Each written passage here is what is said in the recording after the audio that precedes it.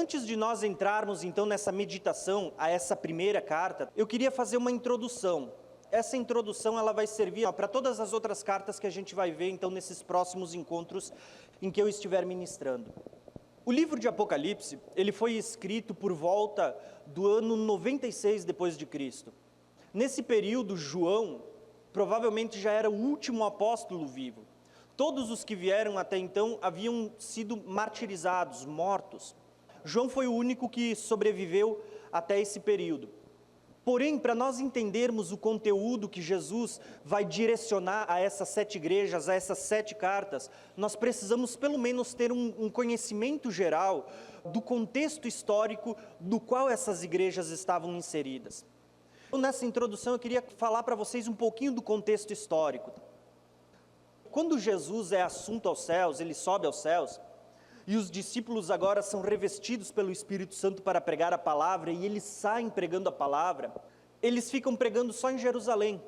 E então se levanta uma perseguição da parte dos próprios judeus, os fariseus e os detentores da lei, eles começam a perseguir a igreja que estava surgindo ali em Jerusalém. E é nesse contexto que os discípulos, os diáconos, eles começam a se dispersar e eles vão começar a pregar a palavra agora não só em Jerusalém, mas na Judéia, Samaria, e eles vão agora até os confins da terra, como Jesus havia dito. Nesse período, eles começam a ser perseguidos pelo povo judeu, porque eles estavam pregando um evangelho diferente da lei do Velho Testamento que os judeus observavam na época. Porém, no ano 54 depois de Cristo, assume o Império Romano um homem chamado Nero, que na época ainda era um garoto, ele tinha cerca de 14 anos. 10 anos depois, lá pelo ano 64 depois de Cristo, esse mesmo imperador Nero, querendo construir uma Roma mais bela, mais bonita, ele taca fogo na cidade de Roma. Dos 14 bairros que havia em Roma ali, 10 foram queimados. Diz que o incêndio durou em torno de 7 noites e 6 dias. Os 4 bairros que sobraram, eles eram densamente povoados por cristãos. E isso deu a Nero um álibi para jogar culpa em cima dos cristãos. E então se desencadeia uma grande perseguição sobre os cristãos da época. Até então, a perseguição que nós lemos no livro de Atos, era o próprio povo judeu perseguindo a igreja. Mas agora, a partir do ano 64, quando Nero faz esse ato de loucura e põe a culpa nos cristãos, agora os cristãos é que passam a ser perseguidos. Quando nós olhamos lá pelo ano 66, uma sinagoga judaica, ela é profanada em Cesareia Marítima. E os zelotes que já não eram mais favoráveis ao Império Romano, eles vão criar uma contenda. O imperador romano, Nero, ele envia então os seus exércitos, comandado por Tito, para Jerusalém para conter aquela situação. E se passam 4 anos e eles não conseguem conter, até que no ano 70 depois de Cristo, a situação estava num caos tão grande que a cidade foi destruída, o templo foi destruído e cumpriu-se aquela profecia de Daniel. Só que lá pelo ano 68, esse Nero, quando ele é deposto pelo Senado romano, ele se mata. E aí vem outro imperador e assume o lugar dele. Esse imperador Vespasiano, ele agora vai inaugurar o Coliseu Romano. E ele dá uma festa lá que dura cerca de 100 dias. Qual era o espetáculo principal? Matar cristãos. Diz que durante esses 100 dias, cerca de mais de 10 mil cristãos foram mortos na arena para contentar o povo. Mas ali nós vamos ver que logo depois de Vespasiano, no ano de 86 depois de Cristo, se levanta outro imperador pior ainda, Domiciano. E esse Domiciano agora é chamado de segundo Nero por causa da perversidade com a qual ele persegue o povo de Deus. E é esse imperador Domiciano que vai mandar prender João e lançá-lo na ilha de Patmos. E quando João está agora na ilha de Patmos, Jesus aparece para ele e vai dar as visões que hoje nós temos como o livro de Apocalipse, o livro das revelações. Agora, qual que era o contexto que nós encontramos até aqui? Um contexto de muita perseguição, aonde a igreja que se dizia cristã, realmente ela era cristã, porque dizer que era um cristão na época era você assinar sua sentença de morte. É nesse contexto que Jesus agora vai escrever 7 cartas a 7 igrejas específicas de um período específico da história. Por que Jesus escolheu 7? Havia muitas outras, mas Jesus escolhe 7 a dedo, por causa da situação que elas estavam vivendo, as situações que se encontravam dentro daquela igreja, e porque essas 7 representavam a plenitude e a totalidade das igrejas, em todos os tempos, em todos os períodos e em todas as épocas. Então agora Jesus vai escrever o texto que nós vamos ler nesse momento. Livro de Apocalipse, capítulo 2, vamos ler aí do versículo 1 ao versículo 7, que vai dizer o seguinte: ao anjo da igreja em Éfeso, escreva: estas são as palavras daquele que tem as 7 estrelas em sua mão direita, e anda entre os 7 candelabros de ouro. Conheço as tuas obras, e o teu trabalho árduo, e a sua perseverança.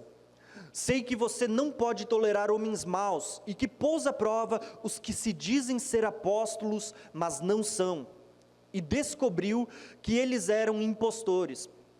Você tem perseverado e suportado sofrimentos por causa do meu nome, e não tem desfalecido. Contra você, porém, tenho isto: você abandonou o primeiro amor. Lembre-se de onde caiu, arrepende-se e pratique as obras que praticavas no princípio. Se não se arrepender, virei a você e tirarei o seu candelabro do seu lugar. Mas há uma coisa a seu favor: vocês odeiam a prática dos nicolaítas, como eu também as odeio. Aquele que tem ouvidos, ouça o que o Espírito diz às igrejas. Ao vencedor, darei o direito de comer a árvore da vida que está no paraíso de Deus. Então aqui nós temos uma carta que o próprio Jesus vai ditar para João escrever para a igreja. O primeiro versículo ele começa bem assim, ó: ao anjo da igreja em Éfeso escreve. Quando ele fala o anjo, ele está dizendo: escreve para o pastor dessa igreja. Porque o pastor ele era o responsável por transmitir para a igreja a mensagem que Jesus estava dando. Como é que era essa igreja de Éfeso? Até agora eu falei um pouquinho do contexto geral que os cristãos de todos os lugares, né, de todas as regiões estavam passando. Mas se tratando dessa cidade em específico onde estava essa igreja, essa cidade ela era localizada na Ásia Menor. Ela era uma cidade portuária. Muitas pessoas afluíam para essa cidade justamente por causa do seu porto. Porém, essa cidade, ela também era uma cidade muito idólatra. Ali vinham pessoas de todas as culturas. Ali nessa cidade também existia um templo da deusa Diana, que foi considerado uma das 7 maravilhas do mundo antigo. Então, o povo ali, ele era um povo muito pagão, apegado não só à idolatria, mas a feitiçarias e a todo tipo de paganismo que a gente pode entender, misticismos e ocultismos. Quando Paulo vem pregar nessa cidade, nós vamos ler no livro de Atos que Paulo chega a essa cidade na sua segunda viagem missionária. De cara, Paulo vai encontrar um homem chamado Apolo. Ele vê que Apolo já estava pregando o evangelho, mas um evangelho segundo João Batista e não segundo Cristo. Então Paulo ele começa a expor o evangelho segundo Cristo, e ele agora vai deixar Priscila e Áquila para instruir a Apolo. E a igreja de Éfeso, então, ela é edificada em cima dessas pessoas. Essas pessoas é que lançam o fundamento da igreja. Paulo, Priscila, Áquila, Apolo. Em seguida, na sua terceira viagem missionária, Paulo passa ali e fica 3 anos nessa cidade pregando o evangelho. E agora Paulo vai deixar Timóteo como sendo o pastor dessa igreja. Então, essa igreja ela era uma igreja que, no mínimo, tinha um forte fundamento de ensinamento, de doutrinas, porque as pessoas que passaram por ali eram pessoas que ensinavam as bases da palavra de Deus. Porém, o que Jesus vai escrever para essa igreja?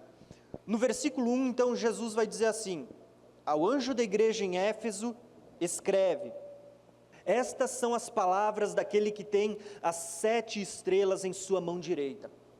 Às vezes, quando a gente passa numa leitura corrida, a gente não percebe os detalhes. Mas Jesus, quando ele se apresenta para João com essa figura, como sendo aquele que tem as 7 estrelas na sua mão direita, para o povo daquela época, Jesus estava usando uma linguagem que eles entendiam. O imperador Domiciano, quando ele assume o Império Romano, ele institui um culto a si, e ele se apresenta como sendo uma divindade, ele quer adoração. Esse mesmo imperador, ele vai fazer agora moedas com a sua cara estampada, impressa nessas moedas. para uso comercial. E numa das séries ele manda imprimir a imagem do seu filho que já havia morrido. E ele coloca essa criança em cima do mundo com 7 estrelas na sua mão.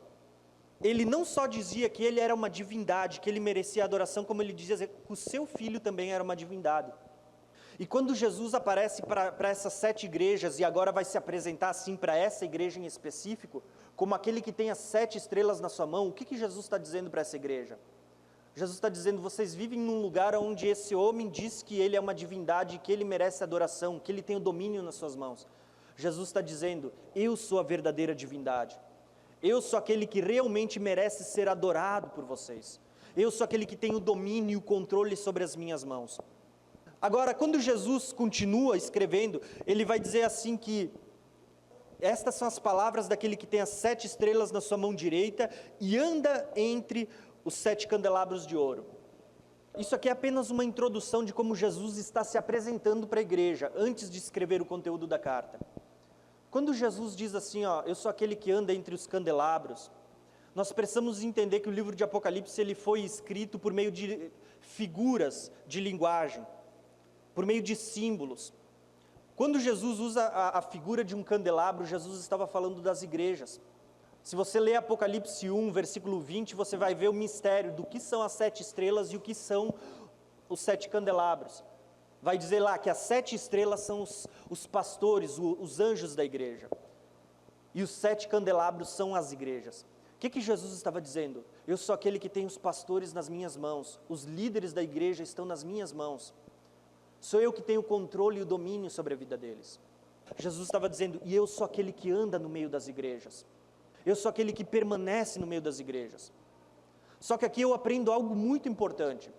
Quando nós lemos as 7 cartas, as 7 igrejas, nós vamos ver que só 2 receberam apenas elogio. As outras 5, todas elas receberam repreensões também. E mesmo assim, Jesus se apresenta como aquele que anda no meio das igrejas. O que Jesus estava dizendo? As igrejas não são perfeitas. Não, não são. Há igrejas que ele vai dizer assim, é uma igreja que tem aparência de viva, mas está morta. Mas mesmo assim ele diz, eu estou no meio da igreja. A igreja, para quem ele vai escrever, ele vai dizer assim, você não é nem quente nem frio, você é morno. Mas mesmo assim ele se apresenta como aquele que está no meio da igreja. Há igrejas que ele vai fazer repreensão como hoje, dizendo, vocês perderam o primeiro amor. Mas mesmo assim ele diz, eu sou aquele que anda no meio dos castiçais, eu sou aquele que está no meio da igreja. Sabe o que eu aprendo aqui?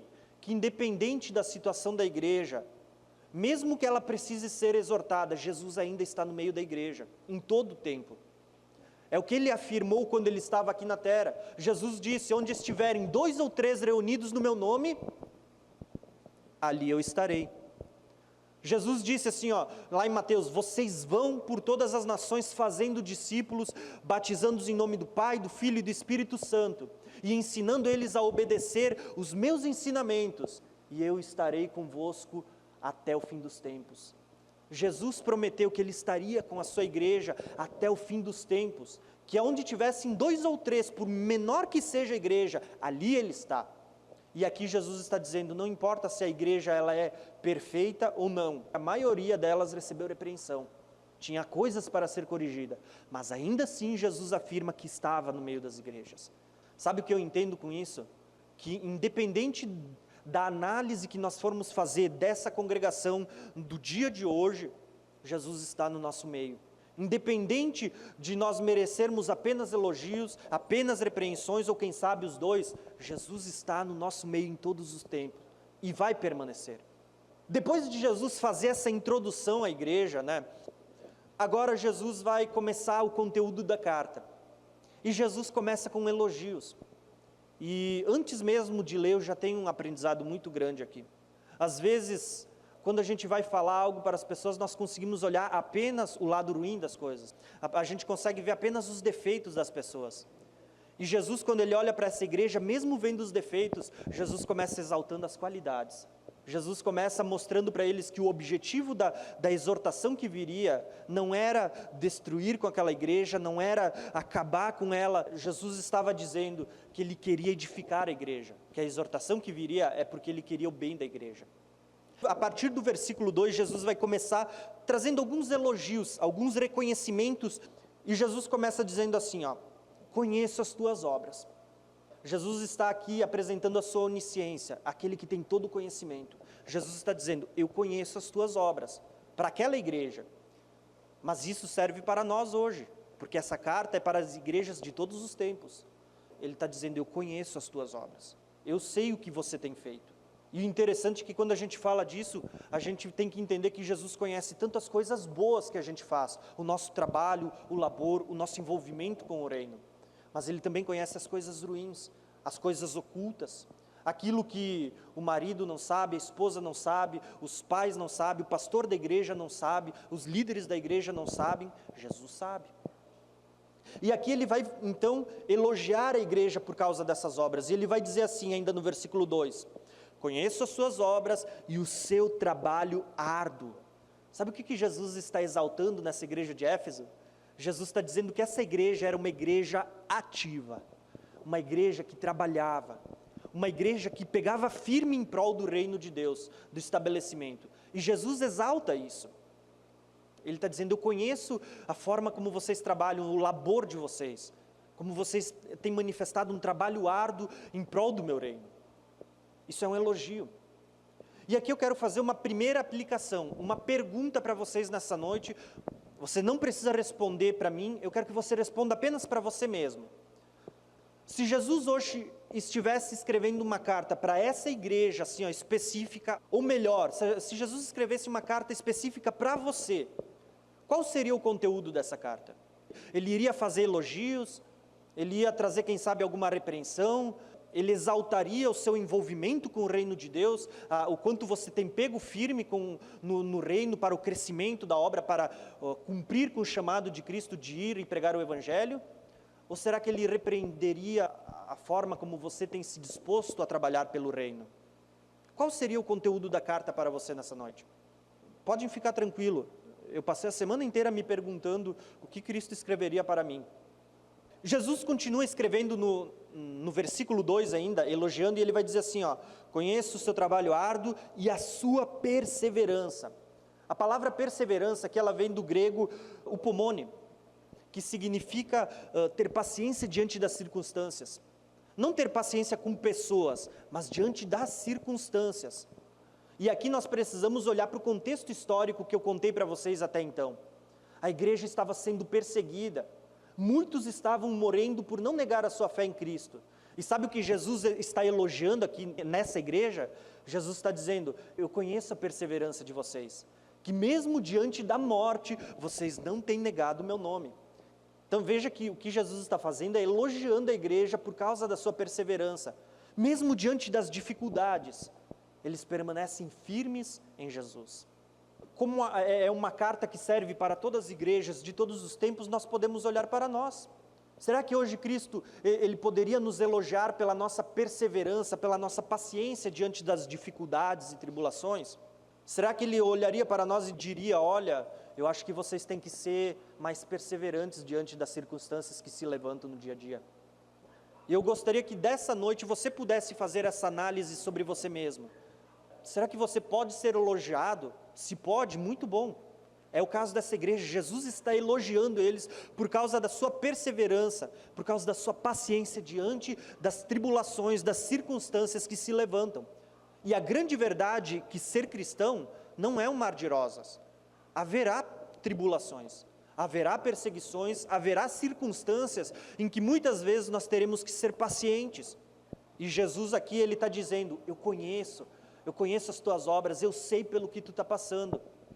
E Jesus está dizendo, e eu tenho visto que vocês são perseverantes, e mesmo diante das circunstâncias, vocês não abandonam o meu nome, vocês não abandonam a fé, vocês permanecem firmes. Mas aí Jesus vai escrever ainda no versículo 2, sei que vocês não podem tolerar homens maus, e que pôs à prova os que se dizem ser apóstolos, mas não são, e descobriu que eles eram impostores. Vamos perceber aqui no que Jesus agora começa a falar, que essa igreja não era só uma igreja que trabalhava, que era empenhada, que era ativa no reino de Deus. Ela também era zelosa pela doutrina que eles haviam recebido. Eles guardavam a fé, guardavam a palavra. Eles eram mais ou menos como aqueles crentes de Bereia. Alguém vai pregar, eles estão ali conferindo a palavra. E a Bíblia diz que eles botavam à prova aqueles que se diziam ser apóstolos, e eles acharam muitos mentirosos que não eram apóstolos. E Jesus está elogiando eles, dizendo: vocês estão de parabéns, porque vocês têm zelado pela doutrina, pelo ensinamento, vocês têm zelado pela palavra. Vocês não estão querendo receber qualquer coisa, aquilo que vem para agradar os ouvidos, não, vocês querem a palavra genuína. E Jesus exalta isso nesse povo. Quais eram os ensinamentos que essa igreja recebeu? No começo eu disse para vocês que essa igreja ela foi fundada por Paulo. Paulo lança os primeiros fundamentos.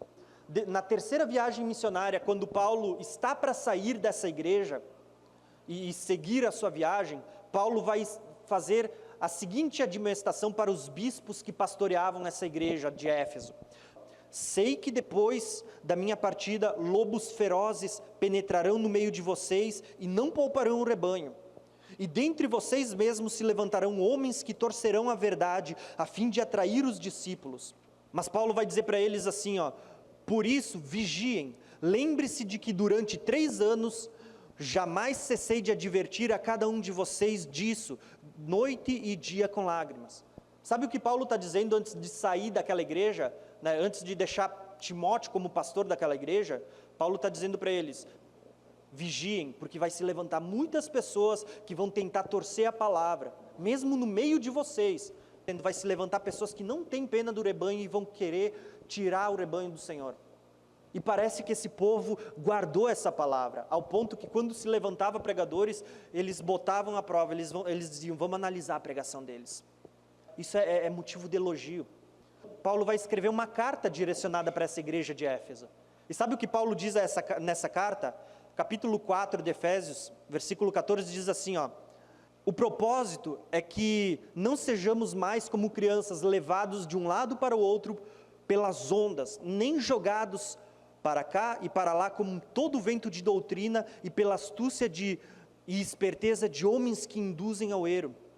Paulo escreve uma carta depois, no seu período da prisão, advertindo eles, dizendo: olha, vigiem, cuidado que vão se levantar homens astuciosos, e com a sua esperteza vão conduzir a igreja ao erro.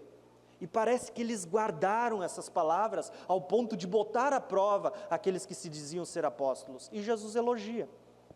E eu creio que isso é muito importante para os nossos dias, porque nós vivemos num período em que tem se levantado tantas pessoas que se dizem ser profetas, que se dizem ser apóstolos, e na minha visão não são. Pessoas que estão por ali pregando um evangelho, que às vezes o foco deles é só prosperidade, é só cura. Pessoas que estão ali preocupadas em quê? Em edificar um reino aqui na terra, e não um reino que vai durar para a eternidade. E sabe o que Jesus estava dizendo para essa igreja? Jesus estava exaltando elas, porque essa igreja botava à prova essas pessoas que se levantavam pregando um evangelho. Nós devemos ser assim. Nós não podemos aceitar qualquer tipo de pregador. Eu vou dizer assim, nem mesmo eu. Vocês não podem levar tudo que eu falo a ponta de faca como sendo verdade absoluta. Vocês têm que examinar as escrituras. Qualquer pessoa que se levantar para pregar a palavra, pegar um microfone na mão, vocês têm que olhar e analisar a palavra. E é por isso que nós temos que ler a Bíblia. Caso contrário, você vai ser levado por todo o vento de doutrina. Jesus ele vai fazer um outro elogio lá no versículo 6. Depois a gente volta, tá? Mas aqui eu quero ler para vocês. Jesus vai dizer assim, mas há uma coisa a seu favor. Você odeia a prática dos nicolaítas como eu também odeio. Quem é que eram os nicolaítas? Muitos estudiosos creem que era um daqueles diáconos chamado Nicolau, de Atos 6, versículo 5. Algumas pessoas acreditam, alguns estudiosos, que esse Nicolau, ele se desviou da verdade e ele levou muitos discípulos, e esse grupo de pessoas foi chamado de Nicolaitas. Mas qual era o conteúdo, a prática deles? Eles ensinavam que não precisava ser tão radical com as Escrituras, que não tinha problema em você misturar algumas práticas mundanas com o conteúdo que Jesus havia deixado. Eles ensinavam assim, que não tinha problema você participar da mesa dos ídolos e participar da mesa do Senhor. Sabe, eles ensinavam que não tinha nenhum problema em você cometer as imoralidades sexuais que havia nos cultos pagãos da época, e você participar do culto do Senhor. Não havia. E sabe o que Deus está dizendo? Eu elogio vocês porque vocês odeiam a doutrina desses nicolaítas, esses homens que misturam as práticas pagãs com a doutrina santa do Senhor. E Jesus está dizendo, eu odeio eles assim como vocês também. O que nós vemos aqui nessa questão do odiar? Nós vemos a ira santa de Deus sendo manifesta.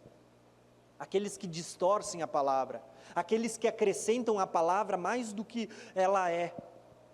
Sabe, parece o mesmo que nós vimos talvez no período da igreja romana, né? Eles tinham essa doutrina, de repente começaram ali inserir idolatria, inserir misticismo e tantas outras coisas, e Jesus está dizendo assim para esse grupo de pessoas que não se contenta apenas com a palavra, que quer colocar outras coisas dentro dela. Jesus está dizendo, eu odeio a prática dessas pessoas, sabe, que tenta aumentar aquilo que as escrituras não dizem. Vamos voltar então para o texto que a gente estava lendo, o versículo 3. Jesus continua elogiando e ele vai dizer o seguinte para essa igreja: você tem perseverado e suportado sofrimento por causa do meu nome e não tem desfalecido. Aqui é o que eu havia já comentado com vocês, a igreja estava sendo perseguida, muitos estavam sendo martirizados e ainda assim eles não negavam a Cristo, e aqui Jesus elogia de novo essa situação. Mas é no versículo 4 que eu creio que nós vamos tirar um ensinamento muito precioso nessa noite. Depois de Jesus elogiar, ele vai trazer agora a exortação que ele tinha para essa igreja. E ele vai dizer assim, ó, contra vocês, porém, eu tenho isto, que vocês abandonaram o primeiro amor. Eu quero que vocês meditem, por que eu falei de tudo que a igreja era até aqui e de tudo que Jesus havia exaltado a igreja? Porque eu quero que vocês entendam a situação dessa igreja. Ela era uma igreja que trabalhava, era uma igreja ativa, seja envolvida com o reino de Deus. Era uma igreja que perseverava e não negava o nome de Cristo, mesmo diante da própria morte. Era uma igreja zelosa pela doutrina, se vocês perceberem. Mas aí Jesus vai dizer assim, ó, parecem que se tornaram uma igreja intelectual, guardaram todos os mandamentos, a parte prática, mas vocês esqueceram do motivo, vocês esqueceram do principal, que é o amor. E com isso eu aprendo assim, ó, que às vezes uma igreja ela pode se tornar muito intelectual e às vezes perder a piedade, a prática do amor. Sabe, às vezes nós podemos estar tão envolvidos com a obra, ali todos os dias, eu participo do grupo de oração, eu participo do grupo familiar, eu estou na sexta-feira, eu estou no domingo, eu vou no sábado, eu estou em todo lugar, em todo tempo. Aqui Jesus está levantando uma questão para a gente pensar. Qual que é a motivação que tem movido você a fazer tudo isso? Essa igreja era uma igreja muito ativa. E mesmo assim Jesus está dizendo que a motivação não estava correta. O que tem levado você? O que tem movido você? Havia uma propaganda em um dos canais aí da televisão que dizia assim, ó, o que move você, né? Eu pergunto para vocês nessa noite, o que tem movido vocês a vir para a igreja, para os cultos? O que leva vocês a estarem aqui nessa noite? Ah, eu estou acostumado a vir toda sexta-feira. Não, eu sou assíduo, eu vou todos os cultos, eu não falho nenhum. Mas o que tem levado vocês a vir para o culto? Ah, porque ali eles cantam belos louvores, porque ali eles pregam uma palavra que faz sentido, que é interessante. Jesus está dizendo assim, ó, não adianta vocês terem obras. Não adianta vocês estarem tão envolvidos com tudo isso se vocês estiverem fazendo com a motivação errada. Se vocês não estiverem fazendo com a motivação correta, que é o amor. Quando Paulo escreve a carta aos Efésios, uns 40 anos antes, Paulo vai escrever no capítulo 5 de Efésios o seguinte, versículo 1, sejais imitadores de Deus como filhinhos amados. Aí eu pergunto para vocês, o que Deus é? Amor. A Bíblia diz que Deus é amor. E Paulo está dizendo, sejais imitadores de Deus como filhinhos amados. No versículo 2 ele vai dizer assim, ó, andando em amor. Essa igreja parece que ela guardou a primeira parte dos ensinamentos de Paulo. Eles guardaram a doutrina, guardaram a fé, eram ativos em obras, só esqueceram do que movimenta tudo isso, o amor. Se vocês olharem para o povo de Israel no Velho Testamento, Isaías 1 vai narrar ali uma situação do povo de Israel. A partir do versículo 11 em diante vocês vão ver que o povo oferecia sacrifícios para Deus, o povo oferecia os seus carneiros, as suas ofertas, o povo guardava o sábado, guardava as festas de lua nova, as festas fixas, e ainda assim Deus vai repreender e dizer, eu não quero nada disso, porque o seu coração não está em mim. Por mais que a gente tenha um monte de obras, por mais que a gente esteja tão envolvido, Jesus está dizendo assim, ó, que isso só é válido quando vocês estão com a motivação correta, quando há a piedade, o amor envolvido nisso. O culto é aceitável a Deus quando você sai de casa e diz, hoje eu vou sair lá e vou adorar a Deus porque eu amo a Deus. O que me move a ir à igreja não é o louvor, não é as pessoas com quem eu vou conversar depois, não é o círculo de amizade, é Deus. Independente da circunstância, o que me move é Deus. É isso que Deus está dizendo. Essa igreja, para quem Jesus está escrevendo, me lembra muito aos fariseus. Quem eram os fariseus? Os detentores da lei. Os fariseus, eles se tornaram uma espécie de fiscais da lei. Eles estavam ali, eles guardavam a lei, eles chegavam a dar o dízimo até das folhas dos temperos que eles tinham na horta. Tamanha era a rigidez com a qual eles observavam a lei. E ainda assim Jesus chega uma hora para eles e diz assim, ó, misericórdia eu quero e não sacrifício. Porque por mais que eles guardavam a lei, eles tinham a prática, a motivação aqui dentro estava errada. A disposição deles de guardar a lei era para olhar para as pessoas e dizer, ó, tu está errado, não é por aí. Entendeu? Era para apontar os outros. É isso que essa igreja está me lembrando. Era uma igreja que tinha práticas, tinha obras, guardava o ensinamento que Paulo, Priscila, Áquila, Apolo e Timóteo tinham deixado? Sim, era uma igreja que guardou tudo isso. Mas parece que se tornou uma igreja intelectual e esqueceu da prática de todos esses ensinamentos que eles haviam deixado. Parece que tinha toda a mente na obra, mas sem coração. Olha o que Jesus vai dizer para essa igreja. Versículo 5, então. Lembra-te de onde caiu. Sabe o que isso significa? Que mesmo com todas as obras que eles tinham, com mesmo que eles guardassem ali toda a lei, toda a doutrina, Jesus ainda assim está dizendo que tudo isso sem amor é decadência.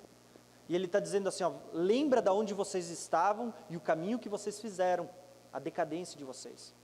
O que Jesus está fazendo é mandar a gente lembrar do passado, sabe, não ser saudosista, porque lá no passado as coisas eram assim, no passado a igreja orava mais, no passado a gente via essas coisas acontecendo, hoje não acontece mais. Não, Jesus não está falando sobre esse saudosismo.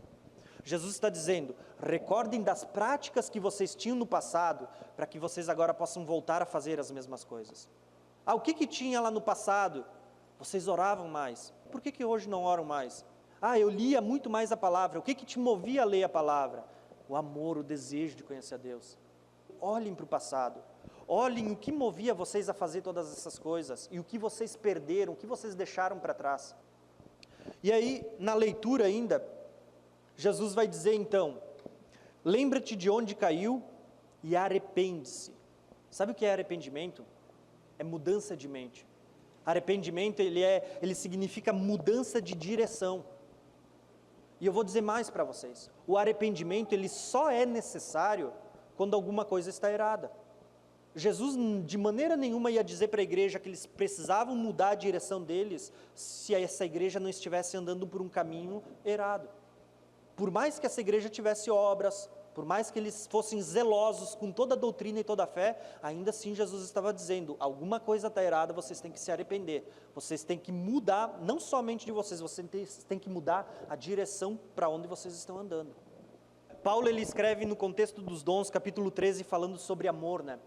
E Paulo diz assim, ainda que eu fale a língua dos homens e dos anjos, ainda que eu tenha os dons de profetizar, ainda que eu tenha ali a palavra de sabedoria, palavra de conhecimento, ainda que eu tenha toda a ciência, ainda que eu tenha o dom da fé, capaz de mover montanhas, ainda que eu doe todas as minhas coisas aos pobres, ele vai chegar ao extremo de dizer, ainda que eu me torne um mártir, eu entregue o meu corpo para ser queimado, e não tiver amor, de nada adianta. Jesus não está dizendo que nós não devemos guardar a doutrina, Jesus não está dizendo que nós não devemos ter obras, pelo contrário, Jesus elogiou tudo isso. Agora, o que Jesus está dizendo, que isso não tem valor se a motivação não for correta, se você não for movido pelo amor a fazer essas coisas para Ele. Jesus está dizendo que se você não for movido pelo amor a Ele, pelo amor às almas, a fazer o que você faz em prol do reino, muito provavelmente você está caminhando num caminho errado e você está se enganando. Você é uma igreja que guarda a doutrina, você pode ser uma igreja que tem obras, mas é uma igreja que não tem amor. É isso que Jesus está dizendo. Arrepende-se, então é mudança de mente, mudança de direção, e pratica as obras que praticavas no princípio. Como é que vocês eram no começo? Eu vou contar Posso? Um tempo antes de eu entrar na igreja, aqui o Brasil para Cristo, quando eu ainda frequentava outra igreja, o Thiago vinha seguido lá na loja que a gente tinha ali no Shopping Bento. E eu via uma empolgação tão grande no Thiago. Sabe, ele era aquela pessoa assim, ó, que ele não podia fazer uma coisa que ele vinha lá me contar, eu fiz isso, eu frequento os jovens, eu estou indo para o culto, eu doei isso, sabe, aquela empolgação, e a gente via nos olhos brilhando aquele primeiro amor. Brilhava o coração quando eu via ele chegar assim, com aquela empolgação. E eu disse assim, Thiago, cuida para não perder esse primeiro amor. Na verdade, a grande verdade é que a maioria de nós já passou por essa experiência. E às vezes nós precisamos receber uma carta de Jesus dizendo assim, tenho porém contra vocês que vocês abandonaram o primeiro amor. Será que esse seria o conteúdo da carta para nós hoje? Pratique as obras que vocês praticavam no início. Olhem o que motivava vocês a se envolver tanto com o reino, o que motivava vocês a orar mais, o que motivava vocês a ler mais as Escrituras. Jesus está dizendo, voltem a buscar esse tipo de motivação para vocês praticarem o que vocês praticam hoje. E aí Jesus agora vai falar sobre as consequências. Jesus elogiou a igreja, Jesus exortou a igreja, agora Jesus vai falar sobre consequências se não houver arrependimento. E aqui é algo muito importante, Jesus diz assim, se não se arrepender, virei a você e tirarei o seu candelabro do seu lugar. Imagine comigo agora, qual que é a função do candelabro? Era iluminar o ambiente. Vocês olham lá o tabernáculo de Deus, no lugar santo tinha um candelabro, com 7 hastes. Qual que era a função daquele candelabro? Iluminar o lugar santo. Jesus diz que os candelabros são a igreja, os 7 candeeiros são as 7 igrejas. Qual que é a função da igreja aqui na terra? É ser luz do mundo. O que Jesus está dizendo aqui? Se vocês não se arrependerem, se vocês não forem a luz do mundo como vocês foram chamados para ser, são as palavras de Jesus, ele está dizendo, eu vou remover o candeeiro de vocês. Jesus está dizendo, eu chamei vocês para serem luz nesse mundo. Se vocês não cumprirem a função, não tem por que estar aí, serão removidos. É uma palavra dura, mas olha só, eu quero que vocês entendam que é Jesus que está escrevendo isso para a igreja. Nós fomos chamados para ser luz, e nós precisamos brilhar a luz de Cristo sobre essa terra, sobre este bairro. Nós precisamos ser a luz como uma congregação local, neste local. E se nós não formos luz, não há por que estarmos aqui. Versículo 6, nós já falamos, versículo 7.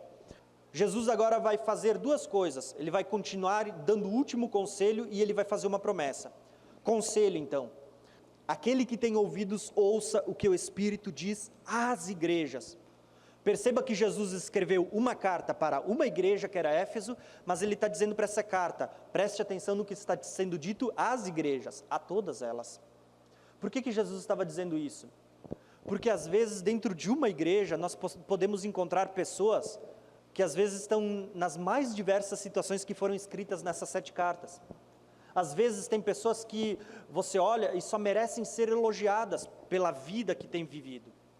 Às vezes tem aquela pessoa que Jesus vai dizer o que ele diz para uma igreja, você é pobre aos olhos das pessoas, mas é rico diante de Deus, merece elogio. Às vezes você vai encontrar dentro de uma mesma igreja, aquela outra pessoa que perdeu o primeiro amor, e está sendo exortada.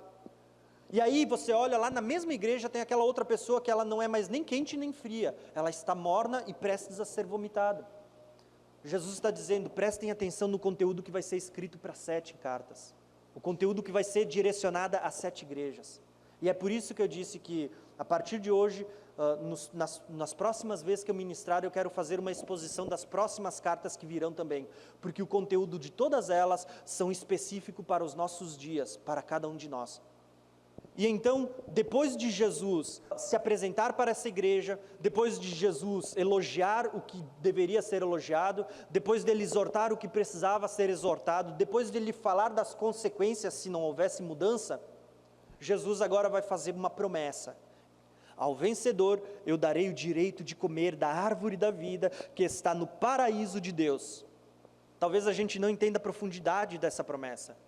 Mas comer da árvore da vida significa ter vida eterna.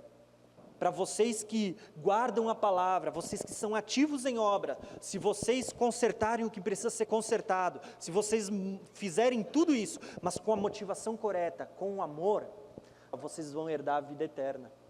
É uma promessa assim, muito poderosa, e que deveria nos motivar a voltar à prática do primeiro amor. Primeiro amor para se envolver com a obra de Deus, primeiro amor para ganhar almas, o primeiro amor em todas as coisas que a gente faz para Deus. Devemos ser movidos pelo amor. Às vezes nós somos muito mente e pouco coração. Eu digo isso para vocês, durante a minha adolescência, o que eu mais fazia na igreja era orar. Eu ia para casa, eu orava, eu lia a Bíblia, eu passava a madrugada tocando o meu violão. Por que eu fazia isso? Porque eu tinha prazer em estar com Deus. Às vezes eu tinha mais prazer de passar aquelas 2, 3 horas trancado no meu quarto, do que fazer outras coisas, de sair e ir numa pizzaria ou fazer outras coisas com os meus amigos. Isso para mim é o primeiro amor.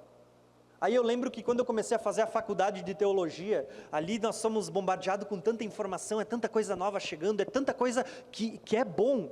Guardar a doutrina, entender, estudar a doutrina é muito bom. Que eu fiquei com tanta sede, que agora eu passava mais tempo lendo livros, e assim, a oração foi ficando de lado, a adoração em secreto assim, foi ficando de lado. Às vezes nós podemos se tornar tão teóricos, às vezes nós podemos se tornar tão críticos, sabe, que a gente nem percebe que a gente está deixando a motivação que Jesus está pedindo, que é o amor pelas pessoas, o amor pela obra, o amor por Ele mesmo, de lado. E é isso que Jesus está dizendo. Eu quero que vocês olhem, não com os óculos da intelectualidade. Eu quero que vocês passem a olhar para todas as situações diante das que vocês enfrentarem com as lentes do amor. É isso que Jesus está dizendo. Eu quero concluir essa mensagem, então, só mostrando para vocês essa característica dessa igreja. Era uma igreja ativa, dinâmica, zelosa, que guardava a fé, a doutrina. Ela foi fundada por Paulo, ela foi instruída por Áquila, por Priscila, por Apolo, ela foi pastoreada por Timóteo, sabe, era uma igreja de fundamento, que havia recebido uma base sólida, mas que 40 anos depois havia perdido o principal, o amor. Ela era que nem uma máquina, as engrenagens estão todas funcionando, só está faltando o óleo que lubrifica, o amor. E o que Jesus está dizendo é assim, que se a gente não colocar o óleo que é necessário para essas engrenagens, daqui a pouco ela vai dar problema. Então essa era a condição dessa igreja, essa era a exortação para essa igreja daqueles dias, e essa é a palavra que Deus tem deixado para nós hoje também. Nós devemos ser uma igreja ativa, nós devemos zelar pela doutrina, nós devemos zelar pelas pessoas que pregam e pôr à prova, ver se realmente eles estão pregando a palavra de Deus ou se eles estão ali pregando um achismo. Mas ainda assim, Deus está falando que vocês devem fazer tudo isso com a motivação correta, que é o amor. E eu quero aqui, não apenas concluir essa pregação, eu quero fazer uma aplicação bem prática para vocês. Se Jesus escrevesse uma carta para vocês hoje, o que ele diria para vocês? Qual seria o conteúdo? Será que hoje você seria elogiado? Será que hoje você seria exortado? Será que teria um pouquinho dos dois? Nós precisamos meditar nisso. Mas eu quero convidar vocês a se colocar de pé para a gente orar nesse momento. Fazendo um exame de você mesmo hoje durante a pregação, você sabe o que dizer para Deus. Quem sabe a exortação a essa igreja também se encaixa com a sua vida hoje, e se você é aquela pessoa para quem Jesus está dizendo, se arrepende e volta à prática das primeiras obras, senão haverá consequências e não são boas. Mas hoje é uma noite de conserto. Jesus não exorta a sua igreja com o objetivo de desprezá-la, com o objetivo de ver a sua destruição. Jesus não está trazendo aí críticas destrutivas, não. Jesus exorta porque Jesus ama a sua igreja. No começo, Jesus mesmo disse, mesmo com todas as falhas, eu sou aquele que está no meio das igrejas. Nós podemos ser infiéis, mas Ele permanece fiel. E nós temos aliança com Deus, que mesmo quando a gente quebra essa aliança, a gente faz aquilo que não deveria fazer, nós temos um Deus que mantém a sua parte no acordo, a sua parte na aliança. Quando somos infiéis, Ele permanece fiel. E nós precisamos entender isso. Deus não desistiu de nenhum de nós. Deus ama cada um de nós, mesmo com as nossas falhas. A exortação é porque Ele nos ama e quer ver o nosso bem. Ele quer que cada um de nós possa chegar ao ponto de herdar a promessa, comer da árvore da vida, viver eternamente junto com Ele. E é por isso que Ele nos exorta dizendo, voltem à prática do primeiro amor. Eu quero tudo isso de vocês, eu quero todas as obras, eu quero que vocês guardem a minha palavra com todo zelo, mas debaixo do amor.